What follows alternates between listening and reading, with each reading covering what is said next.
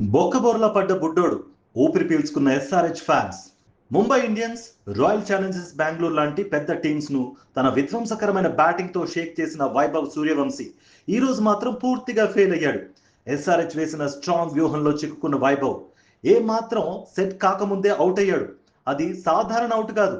ఐపీఎల్లో తన మొదటి మ్యాచ్ ఆడుతున్న డెబ్యూ బౌలర్ ప్రఫుల్ హింగే చేతిలో ఫస్ట్ బాల్ కే డకౌట్ అయ్యాడు. అవును, మొదటి బంతికే అవుట్ అవుతూ అందరినీ షాక్ గురి చేశాడు వైభవ్.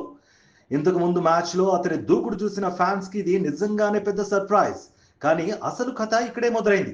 డెబ్యూ మ్యాచ్ ఆడుతున్న ప్రఫుల్ హింగే తన అద్భుతమైన బౌలింగ్ తో మ్యాచ్ ని పూర్తిగా మార్చివేశాడు. మొదటి ఓవర్లోనే వరుసగా వికెట్లు తీస్తూ ప్రత్యర్థి జట్టును కుదిపేశాడు. ఒకే ఓవర్లో 3 వికెట్లు తీసి ఐపీఎల్ చరిత్రలో కొత్త రికార్డ్ సృష్టించాడు. ఆ బౌలింగ్ స్పెల్ చూసిన ప్రతి ఒక్కరూ ఆశ్చర్యపోయారు. ఒక కొత్త బౌలర్ ఇలా డామినేట్ చేయడం నిజంగా అరుదైన విషయం.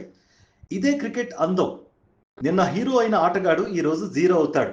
ఎవరు ఎక్స్పెక్ట్ చేయని ప్లేయర్ స్టార్ గా మారిపోతాడు. వైభవ్ సూర్యవంశీకి ఇది ఒక లెర్నింగ్, కానీ ప్రఫుల్ హింగే మాత్రం ఇది డ్రీమ్ స్టార్ట్.